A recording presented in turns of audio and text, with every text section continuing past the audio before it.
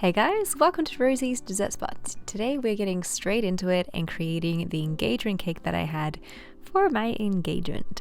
This is a fake tier that I've used. In fact, I've used fake tiers all the way through just to make it super easy and as least stressful as possible. I've just popped some shortening all over the fake tier, and I've taken some fondant that I've colored gold with golden yellow gel food color by Chef Master. I'm rolling it out about 2 or so millimeters in thickness, making sure it's nice and long, and then cutting little rectangular panels, folding just one side over to about the halfway mark. You can pre-make all of these rolled ribbons in advance and then have them just maybe sitting under some Glad wrap so that they don't dry out, and then stick them to your cake with a little bit more of that vegetable shortening. I've started off the very corner of one side of my hexagon fake tier base, overlapping about a centimeter or so, and then sticking it to the next ribbon with a little bit of shortening again. You can use water for the whole process, both on the styrofoam and also to stick the fondant ribbons to each other too, but I find that the vegetable shortening is a lot more forgiving. So if you have to pull it off and reposition it, it won't tear and rip and break down your fondant. It'll actually come off pretty easily and also stick on really nicely as well.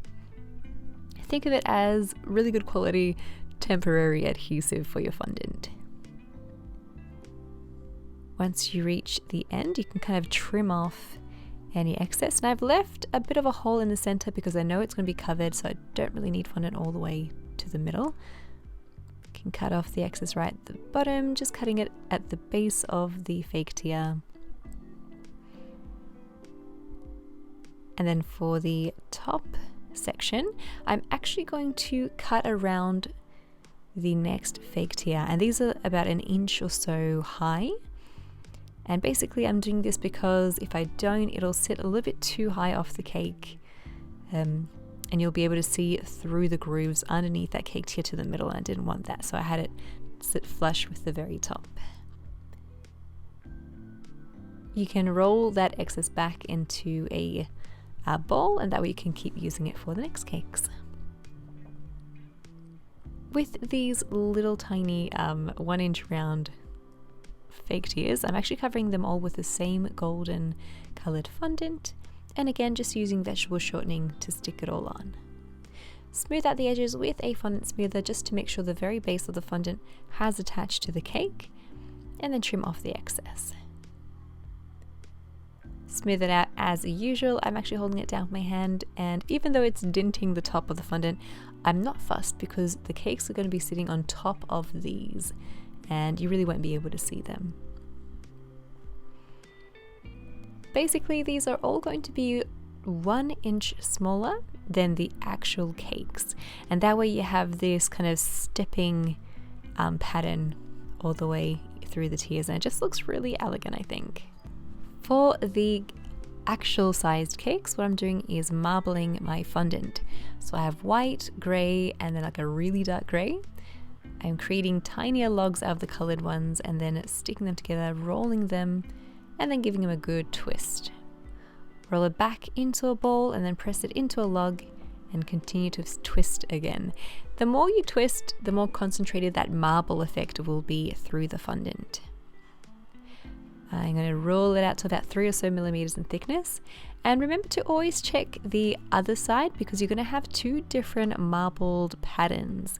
Choose one you like best and then make that the front. Drape it over your cake that has been, your fake tier, if you're using a fake tier, that has been completely coated with the vegetable shortening to help your fondant to stick. I push out the air at the very top, and then I secure the very top edge very well because that's the spot where I tend to find breakage happens most often, so making sure that that's nice and securely on there at the beginning will definitely help your case as you undo the pleats and massage the fondant onto your cake everywhere else. Use a fondant smoother to again make sure that the base of the fondant has stuck to the cake. Cut off the excess with a sharp knife and then smooth out your fondant as usual. For the very last circle tier, I've taken a really sharp knife and I'm scoring out, or like coring out, a little section for where I'm going to fit in or transplant with real cake. You can do it all the way down to the bottom, but if you did, you would have to have a cake board, otherwise the cake would fall out. That's why I only ended it halfway, and this way all of my cake tiers will remain the same height. If you had a cake board, then it adds the height of the board to your cake and it might look a bit odd. I've just literally just stuck a whole piece of cake in there and I'm trimming it to the shape of the styrofoam. Cover it with some dark chocolate ganache. You can clean that space up and then treat it just like before. I'm also marking on the very bottom exactly where it is from the top. That way I can use that as a guide after it's been covered and I have no idea where that space went. Add that vegetable shortening, drape your fondant over the top, and then working quickly to undo those pleats and massage the fondant all over your cake. Cut off that excess and then smooth out the sides and the top with your fondant smoothers. Again, you can reuse all of that fondant by kneading it back into a ball, covering it with Glad wrap or a Ziploc bag and into your container.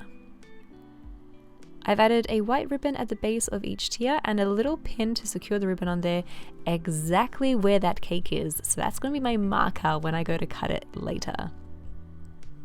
For those really short tiers, I'm sticking them to my cakes upside down so I can see exactly where the center is. And I'm lining up those pins, and that way that becomes a back consistently throughout all of my cakes.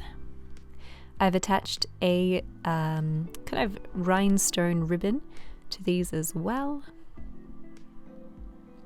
And the whole thing has been stuck together with ganache. You can also use buttercream. You can also use royal icing if you want it to be like permanent. Royal icing is the way to go. That stuff will be really hard to take off afterwards.